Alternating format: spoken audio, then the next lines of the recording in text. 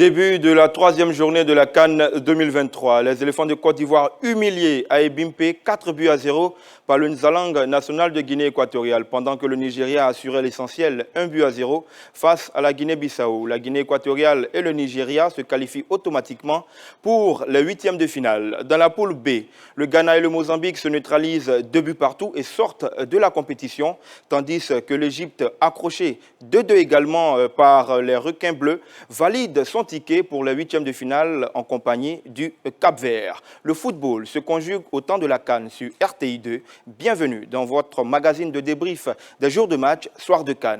Magloire Diop, bonsoir. Bonsoir Roméo, vous voyez que ma table est pleine de feuilles, je suis en train de faire des calculs là. C'est pas facile ce soir. Le maître mot de cette nuit, selon vous, c'est calcul. Calcul.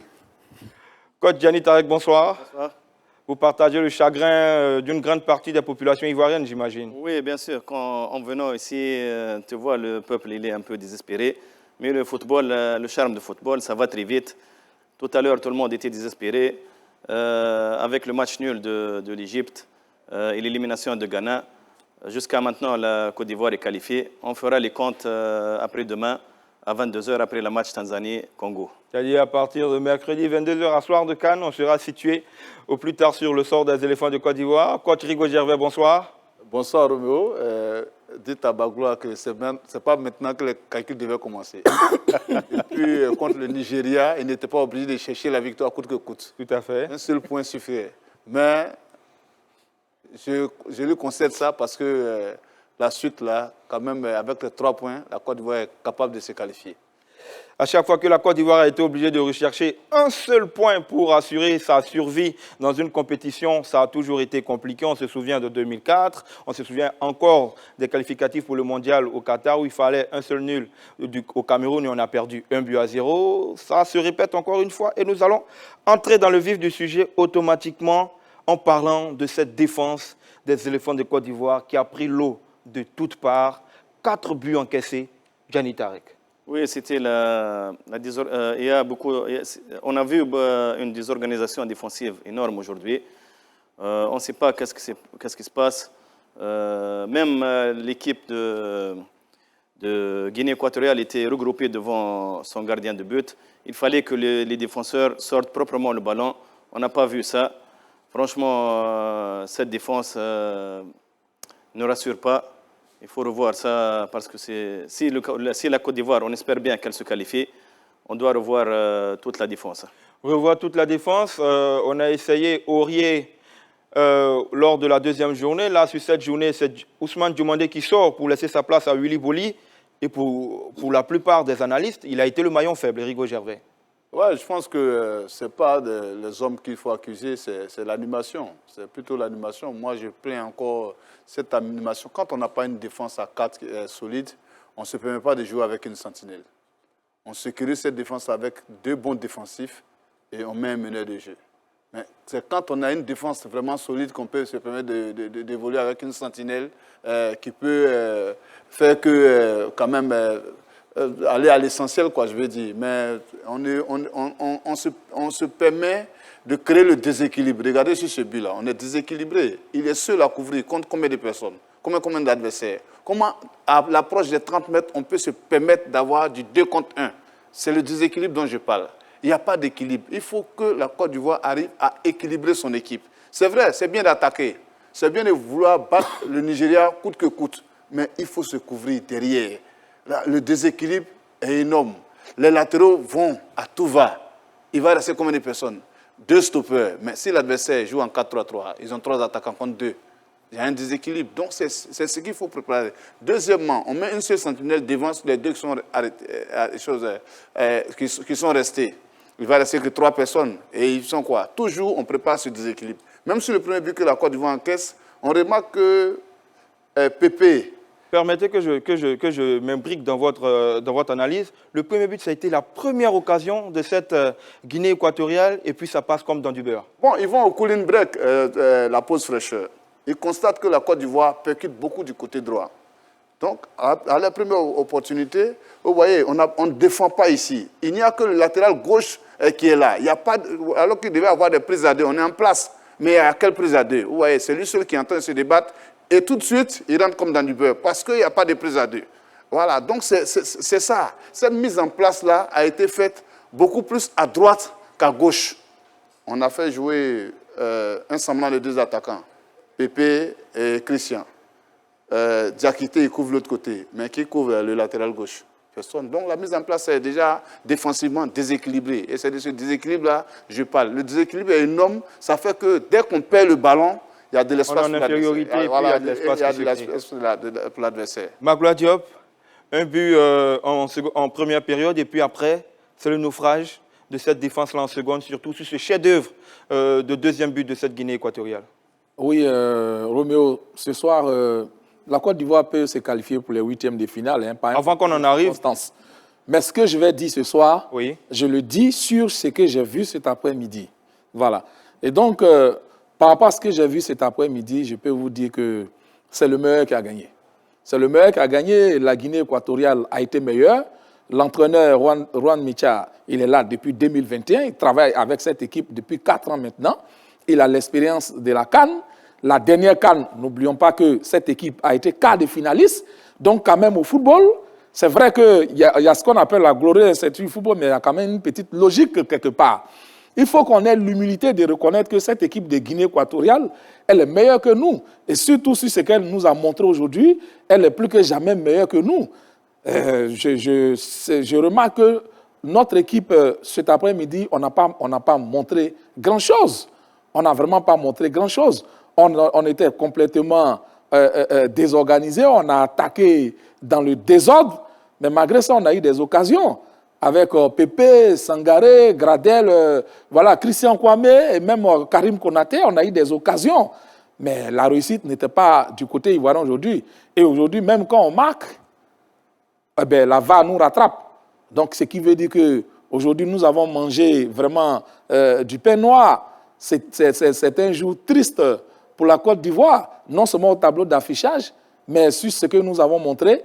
Nous n'avons jamais cessé d'insister sur ce plateau, sur l'importance de marquer en premier. C'est très important.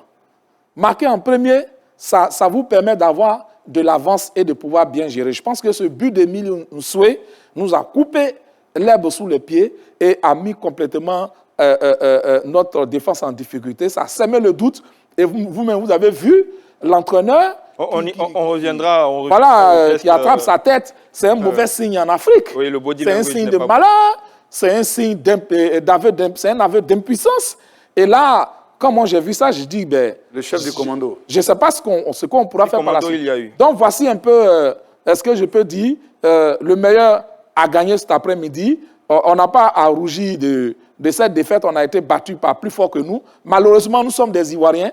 Et c'est pourquoi nous permettons beaucoup plus de commentaires. Sinon, il n'y a pas photo sur ce match. Effectivement, il n'y a pas photo. Mais Gianni Tarek, la Côte d'Ivoire, quand même, a eu des occasions, même si on peut parler de faillite collective, comme l'a dit coach Rigo, la défense a flanché, mais c'est véritablement toute l'équipe qui n'a pas existé dans cette rencontre. Oui, c'était clair qu'il y avait une faillite émotionnelle surtout, parce qu'il y avait des joueurs qui n'ont pas supporté la pression et le stress. Il y avait encore une faillite footballistique, parce que le jeu n'était pas varié. Sur le plan offensif, je parle. On a parlé tout à l'heure sur le plan défensif. Maintenant, sur le plan offensif, quand tu joues contre une défense regroupée, tu dois varier ton jeu. Jeu court, jeu long. La preuve que la première occasion pour la Côte d'Ivoire, c'était sur un jeu long, un jeu direct, dans le dos de la défense, où Christian Kwame prépare pour je crois, Sangaré, qui a marqué le but. Ce but-là, oui, cette occasion-là. Oui, cette occasion-là de Pépé, oui, je pense qu'il se jette. Là, il est déjà stoppé, il y a pénalty, s'il tombe, mais... Oui, c'est-à-dire c'est la première jeu direct, quoi, jeu direct dans le dos. Il y avait l'occasion de marquer 2 buts, il y a la place. Il y avait encore une chance pour avoir une pénalty, mais Pépé a raté. Donc, j'ai parlé de la faillite footballistique et d'absence des solutions, absence de créativité. C'est vrai que la Côte d'Ivoire a essayé. À la mi-temps, c'était 1-0. Ce n'était pas la catastrophe. C'est vrai, les joueurs, ils ont essayé pendant 70 minutes, mais après le deuxième but, c'était l'écroulement. Dommage. Aujourd'hui, vraiment, il y avait la faillite footballistique. il a eu une grande faillite émotionnelle. Grande faillite footballistique et émotionnelle. Ce milieu de terrain qui fait tant parler aujourd'hui va encore continuer de faire parler. On a vu un caissier plus lourd que de nature, un Ibrahim Sangare très peu inspiré, un Seko Fofana qui n'a pas véritablement rayonné comme dans ses plus grandes heures. Et puis devant, on n'a pas compris ce chevauchement sur le côté entre Ouma Diakité et Pépé qui se marchaient dessus à droite pendant que le flanc gauche de cette attaque était totalement vide. Quoi, Thirigo? Ouais, je pense qu'on a laissé les initiatives à gauche, à la chose, au latéral gauche. Le latéral gauche, il s'est exposé à chaque moment. C'est vrai, Gislain, il a le centre, mais seul là-bas, le centre même n'avait pas d'effet. Et on savait que le côté fort de la Côte d'Ivoire, c'était sur le côté droit. C'est vrai que Diakité percutait. Pépé avait un rôle de relayeur, mais véritablement, notre milieu de terrain, comme je l'ai dit, si on ne change pas l'animation, ça va toujours nous poser le problème. Depuis le premier match, je suis en train de le dire, il n'a pas intérêt à jouer avec ces profils-là, avec un V. Aujourd'hui, il n'a fait que changer. C'est-à-dire quoi, comme on a dit que Kessié ne marchait auprès de Seko, il a dit à Sangare de prendre la place de Kessié auprès de Seko. C'est toujours jouer en V. Et quand tu joues comme ça rend le milieu de terrain raide. Pourquoi? Parce que les extérieurs, c'est-à-dire que sont Diakité et autres, ne peuvent pas puiser à l'intérieur. Ils n'ont pas assez d'espace. Donc, ils sont obligés de faire quoi? De rester sur la côte, sur le côté, et ils s'exposent au duel. Le duel, vous voyez que contre le Nigeria, ils étaient au plus au duel avec les latéraux. Ils ont rendu les latéraux nigériens héros de ce match. Aujourd'hui encore, ils viennent de rendre les latéraux, ces latéraux-là, encore chose... les Équato-Guinéens. Équato-Guinéens, héros du match. Parce que si on joue avec deux numéros 10, les ailiers ne peuvent pas aller trop à l'intérieur. Ils vont se marcher là-dessus. Si on joue avec un seul numéro 10 et deux bases, vous allez voir que ces ailiers-là pourront avoir de l'espace à l'intérieur, entre les lignes, pour pouvoir faire quoi? Pour pouvoir chose. Donc, on a, à ce V-là, on a toujours ce blocage à l'intérieur. On a plus de monde, mais on ne sait pas qui fait quoi, et ils se marchent là-dessus. Ça fait qu'eux-mêmes, ils se ferment les espaces, et après, sur le côté, on n'a que des gars qui sont pris au duel et qui devaient avoir ceux qui devaient avoir des soutiens. C'est-à-dire que sur le côté, on doit avoir des 2 contre 1 contre le latéral. Mais à chaque fois, on est au prix à 1 contre 1 et ça fait que ça bouche le jeu ivoirien. Ça fait que les Ivoiriens qui savent jouer, les jeux de position, c'est-à-dire que les attaques placées, à toi, à moi, on ne voit pas ça dans le jeu ivoirien. On voit après qu'on veut jouer les longues balles. Mais quand tu veux jouer les longues balles avec 2 milieux défensifs, il faut leur dire de gagner le deuxième ballon. On ne voit pas aussi Sangare et Seko au deuxième ballon. Et alors que c'est là qu'ils devaient avoir cette même mise-là sur le deuxième ballon et faire quoi? Et gouverner le jeu. On perd le deuxième ballon, on n'arrive pas à jouer l'attaque placée et à chaque fois, on est bloqué. Tout en créant quoi? Derrière le déséquilibre. Donc, on s'expose. C'est-à-dire qu'à un moment donné, on donne la chicotte à l'adversaire pour pouvoir nous faire mal. Pour se faire battre. Voilà. Gianni Tarek, c'est une véritable leçon de football que nous a servi le Nzalang national de la Guinée équatoriale. Oui, on n'a pas vu déjà la Guinée équatoriale pendant 35 minutes. Aucune occasion de but. Ils n'ont pas même atteint le dernier tiers de terrain. Après la première occasion, la première balle, il y a une grande passivité défensive. Comment il passe au latéral droit, comment il donne un retrait pour Nsui, comment le marquage était fait. Il y a une faute de marquage de Singo, Wilfried. Donc le but, franchement, c'était catastrophique pour une défense. Il y avait 7 joueurs ivoiriens contre 2 joueurs équato-guinéens. Il arrive à marquer le but. En plus, à part la faiblesse défensive, il n'y avait pas un logiciel offensif, il n'y avait pas des actions qui se répètent, il n'y avait pas des idées de jeu offensif. C'est ça qui a fait que même la défense était après déséquilibrée. La défense déséquilibrée, Magloire Diop, mais véritablement, même à l'ouverture du score, au deuxième but, on a senti une Guinée équatoriale qui en voulait dans les réactions après but, dans les engagements, même les arrêts du portier Jesus Owono étaient célébrés comme un but. Ils en avaient, ils en voulaient plus. Oui, ils n'ont pas oublié tout ce qu'on leur a fait. Hein. Écoutez, au football, on n'oublie jamais. Peut-être que c'est nous qui avons tendance à oublier, les autres n'oublient pas. En 2012, quand ils organisaient, c'est nous qui les éliminons en quart de finale, 3-0. doublé de Didier Drogba, Drogba. on s'en souvient très bien. Et lors de la dernière CAN, on n'avait pas été meilleur qu'eux, mais on gagne 1-0. Ils en envoient, et c'est cette même équipe hein, avec le même entraîneur. Tous ces gars-là, ils étaient là, les Ivan Salvador et Emilio Nsue, ils Nsue, étaient tous là. Jesus Owono, Et donc, Ikoro. ils ont gardé ça. Et donc, ils ont préparé tranquillement leur plan. Première frappe cadrée, premier but, réussite 100%. Donc, écoutez, cette équipe-là, elle nous a... Moi, je pense que mentalement, elle était prête. Et puis, elle était dans ce qu'elle aime. C'est-à-dire jouer bas et puis, bon, allez, se projeter. Elle a eu le mérite d'ouvrir la marque en premier. Et dès lors, elle s'est facilité la tâche. Maintenant, avec tout ce que les coachs sont en train d'expliquer là, est-ce qu'il serait encore normal de dire que la Côte d'Ivoire a bien joué? Quand même. On a mal joué. Vous avez écouté les deux coachs, tout ce qu'ils sont en train de dire là. On n'a même pas besoin d'être technicien, ça veut dire qu'on a mal joué. On n'a pas été bon. Un non-match des éléphants de Côte d'Ivoire. C'est un non-match. On n'a pas été bon. On a eu des occasions. On a eu des occasions par maladresse, problème de finition. Parce que ça aussi, ce sont des qualités du footballeur. Quand vous n'arrivez pas à terminer des actions, des occasions que vous procurez, c'est une lacune. Il faut le reconnaître. Avoir une occasion, ce n'est pas être bon. Non, c'est concrétiser une occasion qui est une qualité. On n'arrive pas à le faire. Et on va peut-être le voir tout à l'heure, sur les 2 buts qui nous sont refusés, ben, on ne contrôle pas aussi nos positions.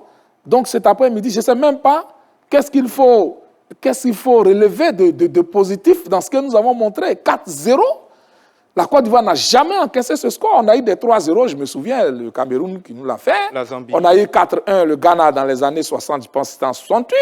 Bon, tout ça, on a vu ça. Mais prendre... Non, la Zambie ne nous a pas battu 3-0 à la CAN. Hein. Donc, Éliminatoire. voilà. Prendre 4-0, c'est la première fois dans l'histoire. Et ça, c'est le palmarès de coach Gassé. Ben, ce n'est pas à son actif. Je suis vraiment... Ce soir, je pense que la Côte d'Ivoire, je souhaite qu'elle passe entre les mailles du filet pour qu'elle ne rentre pas négativement dans l'histoire de la CAN parce qu'elle deviendrait là la 5e pour la 5e fois qu'une nation soit éliminée en phase de poule. Et dans ces 5 fois-là, la Côte d'Ivoire... Il serait 2 fois.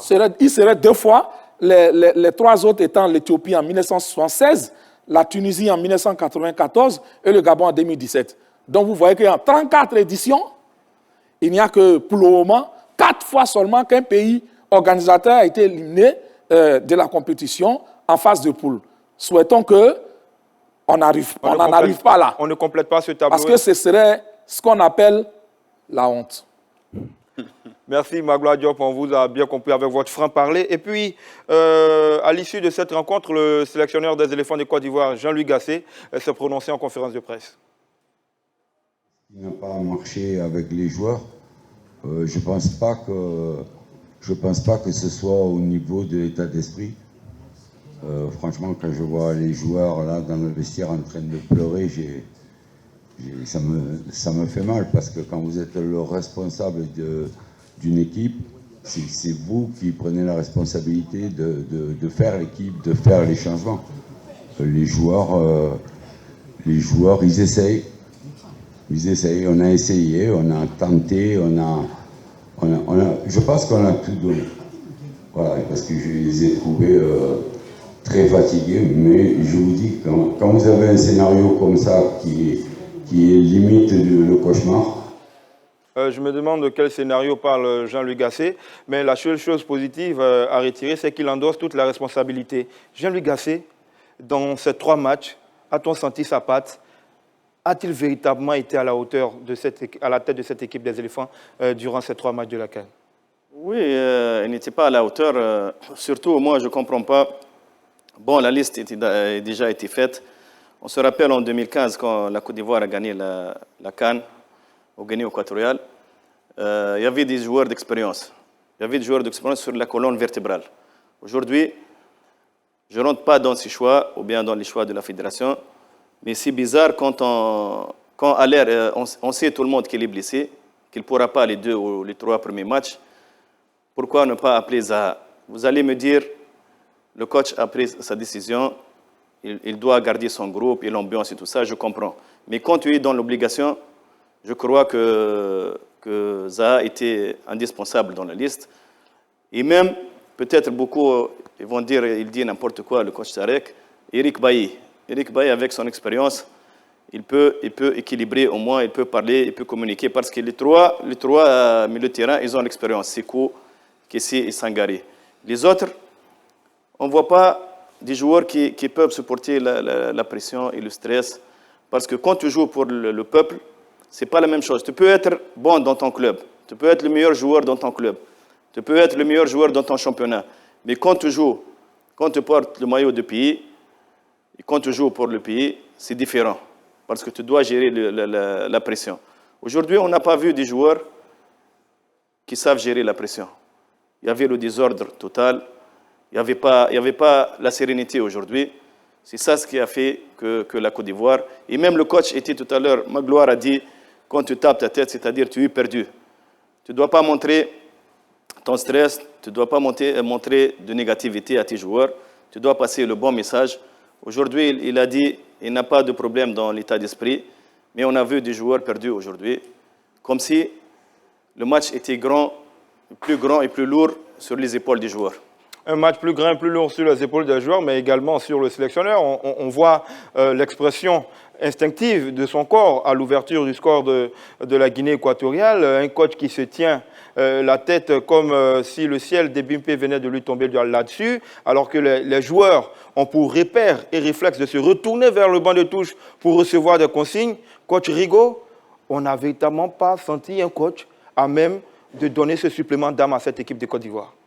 Oui, je pense que c'est aussi cette compétition-là. C'est vrai qu'on parle d'expérience au niveau des choses des joueurs, de ceux qui sont sur le terrain, mais aussi c'est le vécu aussi en Afrique du coach, voilà, qui laisse aussi la chose à désirer, parce que ces gens de tournoi, le sélectionneur qui est là, de la Guinée-Bissau, ça fait sa 4e CAN.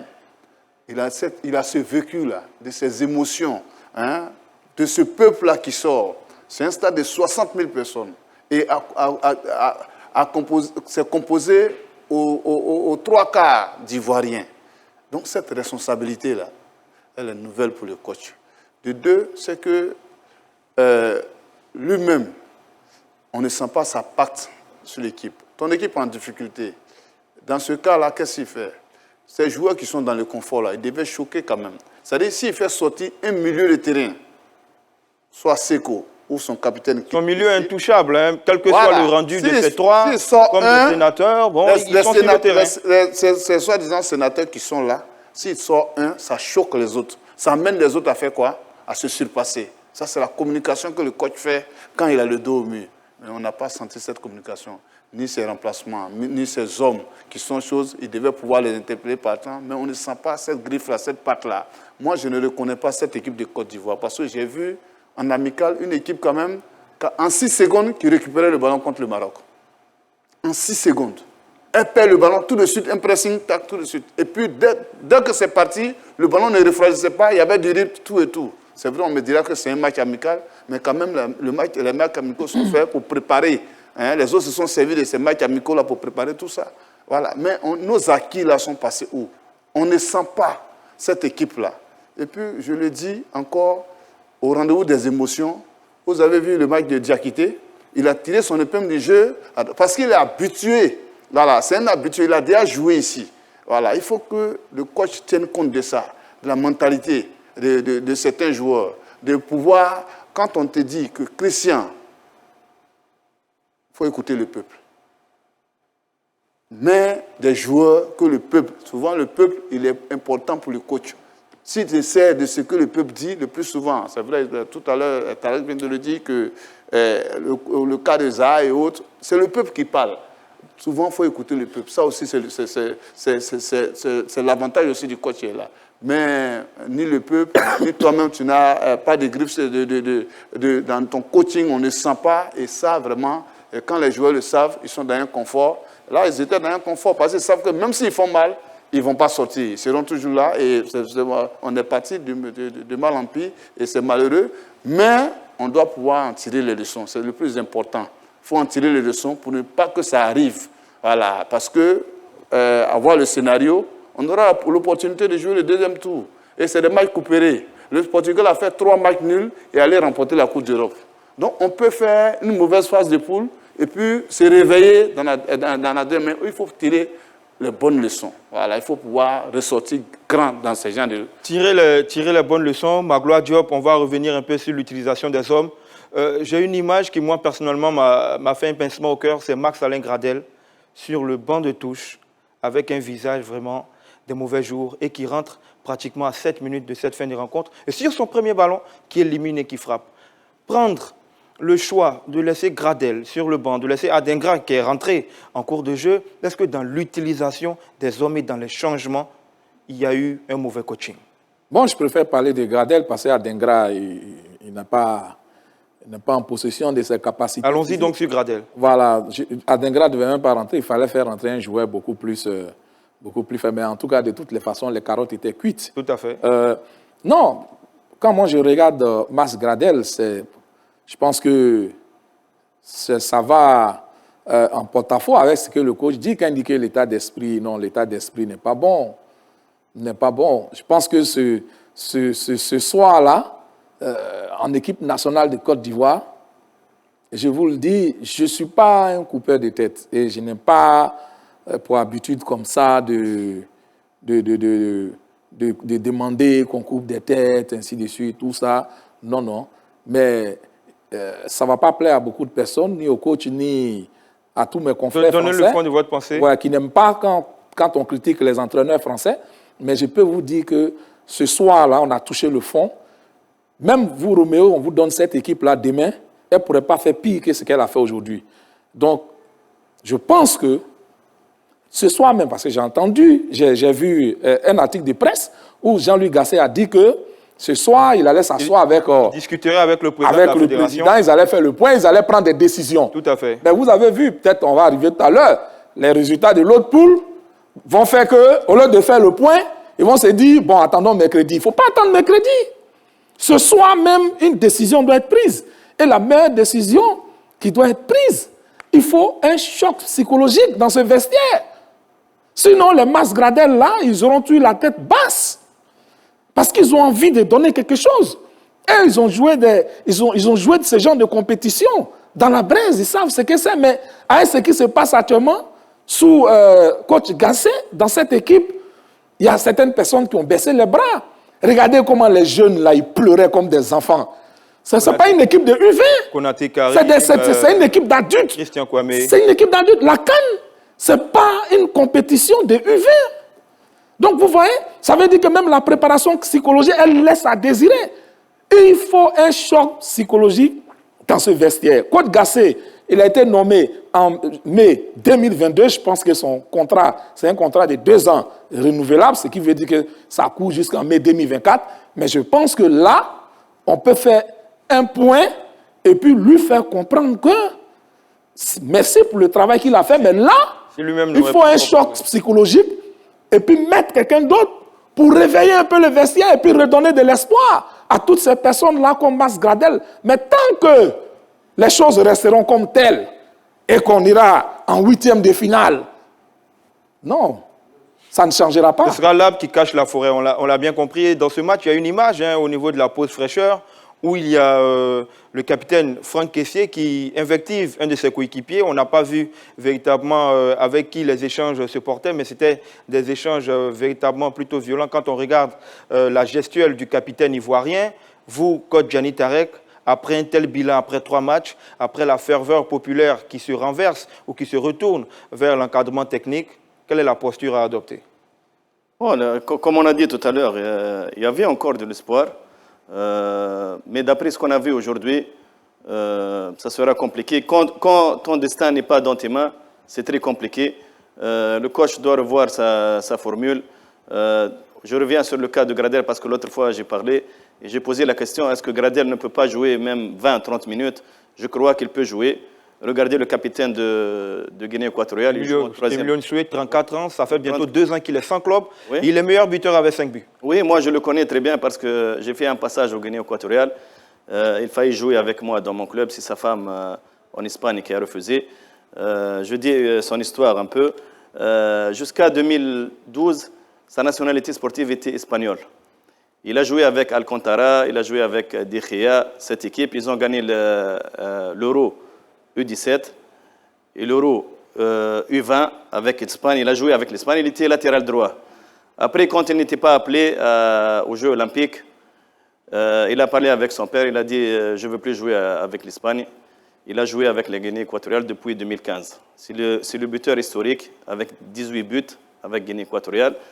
Et depuis 2015, il a joué sa 3e CAN. Il est resté un an sans club. Aujourd'hui, il joue dans un club en 3e division en Espagne. Et regarde, c'est un leader. J'ai eu l'occasion de parler avec lui. C'est un homme humble et qui cadre tous les joueurs. C'est un exemple pour tous les jeunes joueurs africains. Et c'est ça un joueur. J'ai parlé tout à l'heure de l'expérience. Quand tu joues, Magloire a parlé tout à l'heure, c'est l'équipe nationale, c'est la nation, c'est le drapeau. Il faut des joueurs qui assument. Il faut des joueurs qui gèrent bien leur stress, qui gèrent bien la pression. Regardez, il a 35 ans aujourd'hui. Il est le buteur de la CAN aujourd'hui avec son 5e but. La Côte d'Ivoire, on espère bien qu'elle se qualifie, mais le coach doit revoir beaucoup de choses. L'espoir, il est véritablement infime. Coach Rigo Gervais, à cette étape, après 3 matchs, le sélectionneur Jean-Louis Gasset annonce une rencontre avec le président de la FIF. Qu'est-ce qu'on attend de cette rencontre véritablement? Qu'est-ce qu'on attend de cette rencontre? Bon, c'est de faire le point. Ils vont faire le point et puis ils vont faire un bilan. Maintenant, ce n'est pas à lui de prendre des décisions. On sait que sous nos tropiques, les démissions ne sont pas monnaie courante. Forcément, c'est aux autres de faire le point et puis de voir. Soit on les décharge totalement ou bien on lui donne des assistants qui pourront avoir plus d'impact dans sa gestion de l'équipe. Donc, c'est ce qui va se passer sans doute. Mais véritablement, il faut qu'ils se disent les vérités parce que cette équipe est en train de perdre en puissance. On a espéré, après la Zambie, qui nous a claqué un 3-0, on s'est relevé au fur et à mesure. Mais là encore, on retombe dans nos travers avec ce sélectionneur. Donc, c'est à eux de faire le bon point, c'est à eux de faire le bilan et puis de prendre des décisions. Aujourd'hui, les Ivoiriens s'attendent à une équipe meilleure que ça. Voilà, et si aujourd'hui le coach n'arrive pas à enchaîner des performances, le premier bouchon qui saute, c'est le coach à chaque fois. Donc, en pleine compétition, on ne va pas dire qu'on ne peut pas le faire en pleine compétition. On peut le faire aussi en pleine compétition, comme Magloire le conseille. Et puis, c'est de pouvoir trouver les hommes pour la suite. Parce que ce vestiaire-là, il faut emmener un électrochoc. Parce que si on ne sort pas de cette ambiance-là, on ne peut pas avoir ce déclic-là. Parce que cette équipe, moi, je suis convaincu que cette équipe a les sommes sur le terrain. Mais la manière de les disposer, la manière d'animer ce qu'ils sont en train de faire, laisse à désirer. Est-ce le chef du commando, qui n'est pas un commando lui-même? Donc, c'est ces bonnes questions-là qu'il faut poser. Mais aussi, vous le permettez. Rapidement, avant que je rebondisse sur... Non, si vous le permettez. Oui. Moi, les joueurs, on a les joueurs. Hein. Cette équipe, vous donnez ces mêmes joueurs à un autre entraîneur, le prochain match, vous serez étonné. Le football n'est pas compliqué. Hein. C'est pas compliqué. Il ne faut pas chercher midi à 14h. Le coach Rigo a dit une chose très importante, Oui. il faut le choc. Parce que le Nigeria a fait un mauvais match, le premier match de la CAN. Ils jouaient à 4 défenseurs. Contre la Côte d'Ivoire, il a changé. Il a joué défense à 3. Il a fini le 3e match avec défense à 3. Il a changé 3 joueurs.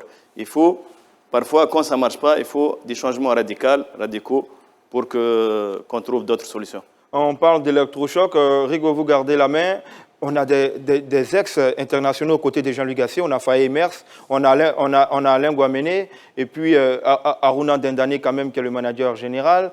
Électrochoc, vous qui avez également tutoyé du coin de l'œil ou frontalement cette sélection ivoirienne, cet électrochoc peut venir de ceux-là qui ont porté le maillot, qui endossent cette responsabilité, qui connaissent un peu la valeur de ce genre de match, surtout à domicile.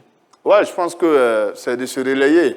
Je ne connais pas leur degré d'impact parce que le football, il faut le reconnaître, en matière de coaching, c'est une affaire de dernier mot qui a le dernier mot. C'est le sélectionneur qui a le dernier mot. C'est vrai qu'ils vont faire des propositions, mais si le sélectionneur qui a le dernier mot ne fait pas passer le message ou bien n'accepte pas ce qu'ils disent, si ça ne rentre pas dans son plan, ça aussi, ça peut être difficile.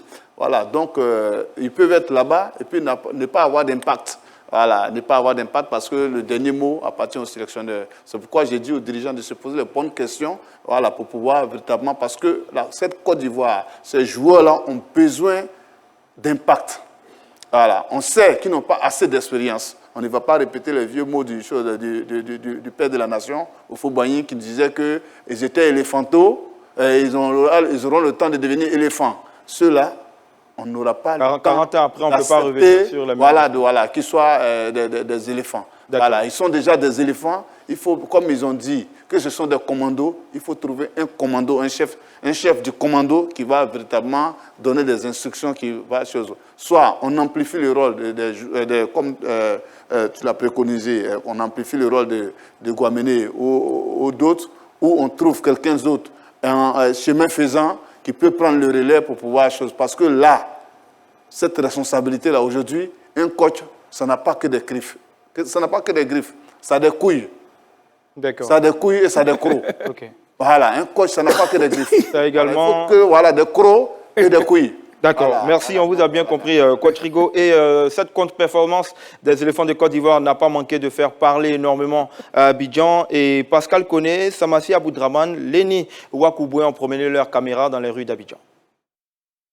Franchement, la Côte d'Ivoire nous a dessus. Je suis désolé, il n'y a rien à dire, c'est tout. 4-0, c'est trop. Chez nous, en Côte d'Ivoire, 4-0, c'est fort. C'est un déshonneur pour nous, en tant que supporters. Ils ont démérité. Nos joueurs n'ont pas joué. Ils n'ont pas défendu la patrie. C'est décevant. Ils n'ont pas pitié de nous. Comment le PFP investit dans ça là? Ils vont venir nous gagner à domicile. Même un but ne va pas marquer. Regardez-moi, voilà que vous avez joué là. Vous avez 2030 millions d'habitants avant 20 h. C'est quel ballon vous avez joué là? C'est quel ballon vous avez joué? Même un but, vous n'avez pas marqué. Vous êtes mauvais. Vous êtes mauvais. Ça, c'est une honte. C'est une honte pour la Côte d'Ivoire. On ne peut pas passer le premier tour. C'est une honte pour la Côte d'Ivoire. Ils vendent tout ça là. Ils vendent tout ça là cadeau. Ils vendent tout ça là cadeau. Venez prendre. Quand on a pris que des pays maillots, mais vous ne faites pas honneur. Ils vont se moquer de nous. On n'a pas la tête haute. Arrêtez, c'est un peu. Vous voyez votre frère comme on est un souffle dans les rues d'Abidjan, on pleure. Mais vous ne faites pas faveur, vous ne faites pas faveur. On est fatigué. On est fatigué la honte. 4 buts à 0. 4 buts à 0. Vous aussi. On peut un maillot à 13 000, 15 000, 75 000. C'est en 9 900. Et puis même ils se foutent de nous. Face des poules. La canne chez nous là, montrez-nous le ballon quand même. Entraîneur va le prendre. Entraîneur de Saint-Etienne. Il a envoyé la deuxième division. Troisième place, ça ne nous arrange pas. La d'Ivoire va sortir en premier tour. Pour quelle raison? Pour quelle raison? Allez là, il manque à nos pointes. On a besoin d'aller, on a besoin d'aller. S'il vous plaît, faites-nous plaisir. Faites-nous plaisir. Faites-nous plaisir. Même Bac, ça ne stresse pas comme ça. Même Bac, ça n'a pas stressé quoi. S'il vous plaît. J'ai parlé Côte d'Ivoire 15 000. Si elle peut devoir rembourser mon nom, ça me fait mal. On a joué pour gagner. C'est quoi? Il y a quoi même? On est fatigué. Ticket de 4 000, on nous vend à 20 000, 15 000. Tout ça, comment l'équipe peut gagner? Elle va gagner. On n'a pas d'accord. On n'a pas d'accord, ils n'ont qu'à reprendre. On n'est pas d'accord. On n'est pas d'accord, on est fâchés. On n'est pas content, ils n'ont qu'à reprendre. Ça ne nous arrange pas. Ils n'ont qu'à reprendre. On a marqué un but, on dit au jeu. 2 buts, on dit au jeu. On n'est pas d'accord. Tout ça là, c'est la volonté de Dieu. En tout cas, on n'est pas découragé. Découragement n'est pas ivoirien. On est fiers d'eux. Quand on a pris que on n'a pas pris que on est là. On ne sera pas découragé. Ce sont les occasions ratées qui nous ont rattrapés. Parce qu'on a raté plus de 4 occasions.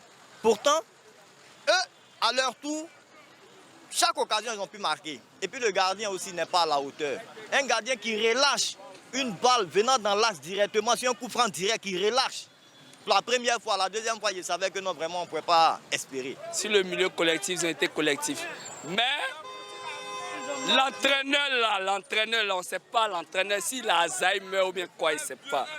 L'entraîneur là, pourquoi est-ce que c'est au 3e match qui met Mas Gradel? Alain Gradel. Mars Alain Gradel, là, c'est un champion d'Afrique.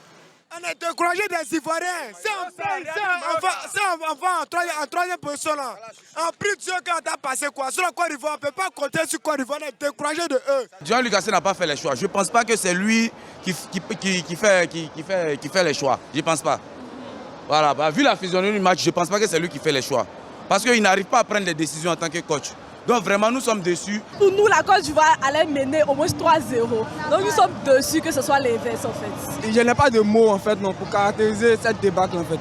Voilà, on est tellement déçus en fait. On ne peut pas comprendre toute cette mobilisation autour des éléphants, toute l'organisation, tout ce que l'État a mis en place. Donc on ne peut pas comprendre comment les joueurs peuvent nous humilier comme ça. On a fondé beaucoup d'espoir, mais finalement on avait affaire à l'équipe de Côte d'Ivoire la plus nulle de l'histoire. Il faut mouiller le maillot. On nous a dit de payer, on paye.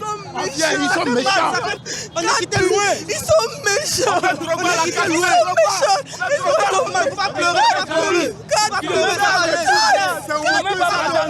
C'est pas une frustration, mais nous avons assisté à un manque de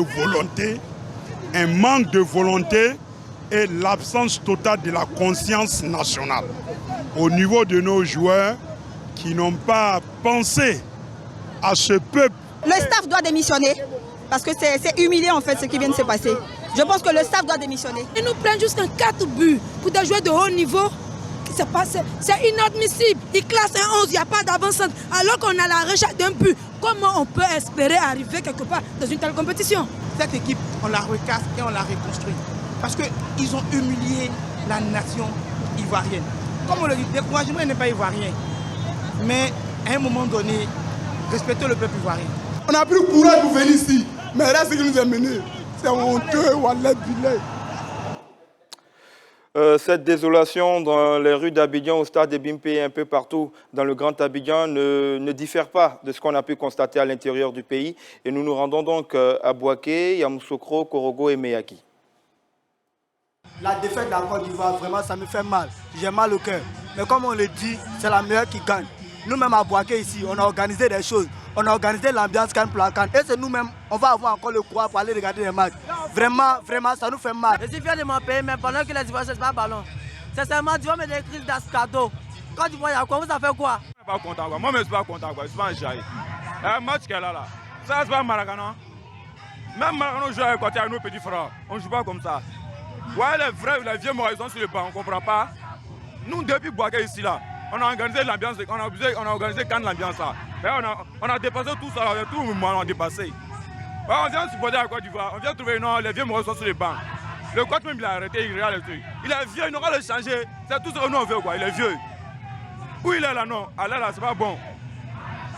On a Côte d'Ivoire ici, c'est ici, ça doit rester. Couple là, c'est ici, ça doit rester. Ça ne doit pas partir ailleurs. Moi, je les encourage à bien jouer comme ça. Ça ne va pas qu'on joue comme ça. Je vous dis bonne chance pour la vie là. Je pense que le Sénégal maintenant, pour que le Sénégal puisse prendre cette coupe-là, pour le mettre en Afrique. C'est le destin, parce que l'équipe de Guinée équatoriale n'a rien joué de bon pour pouvoir inscrire à 3 buts. C'est le destin, c'est un match que Dieu même avait décidé que ça soit ainsi. On va prendre la défaite. On a fait quoi pour mériter ça? Nous là, le président de l'Afrique, nous on veut du local le remplacer. Nous on veut un président qui maîtrise le ballon. Comme Didier Drogba, il a joué le ballon, il a mérité nous envoyer. Ce n'est pas la première fois qu'un pays organise une telle compétition et qui n'arrive pas à franchir les premières étapes. Bravo aux enfants qui ont joué. Nous sommes tombés sur plus fort que nous.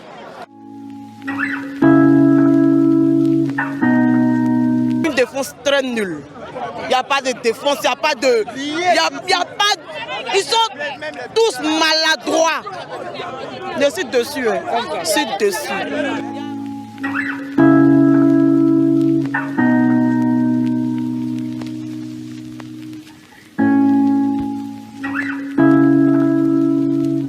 Ça là, c'est pas déçu même.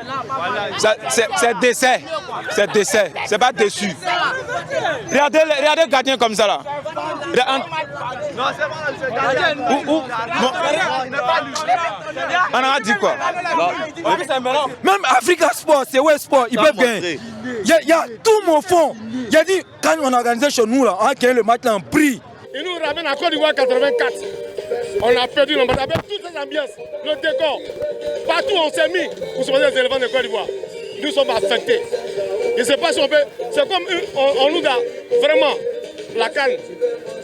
On a mis beaucoup d'efforts d'argent pour cette canne. Et les éléphants nous ont dit, chez nous-mêmes. Un gourmet mondial, gourmet historique. 84 nous a pas suffi. 2024 est venu doser. On n'est pas content. Au moins si c'était 1-0, on peut comprendre 4-0. C'est une humiliation pour nous. Ce qu'ils nous ont fait là, c'est la honte. Je regrette François Zawi et Wilfried Zaha. On ne sait pas pourquoi ils ne l'ont pas appelé. On nous parle d'impolitesse, mais je n'arrive pas à comprendre. Une Coupe d'Afrique, ça se prépare quand même longtemps avant, avec le coaching. Franchement, c'est vrai qu'il y a eu des matchs amicaux qui ont donné des résultats mitigés, mais il fallait s'y attendre dans tous les cas. Voilà, l'équipe n'était pas au top véritablement. Mais bon, comme on est des supporters, on a espoir, on pensait qu'ils allaient puiser au fond d'eux pour donner le meilleur d'eux-mêmes.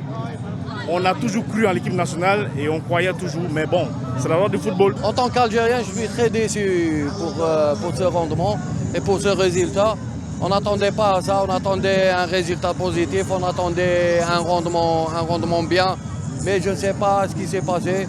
Peut-être qu'il y a une pression, une surpression sur les joueurs. Sérieusement, je ne vais pas les insulter, ils ont joué, mais je peux dire que l'équipe n'a pas de buteur. Et franchement, il nous manque un vrai buteur. Sinon, vraiment, c'est dommage, c'est honteux. Je suis très déçu, très déçu.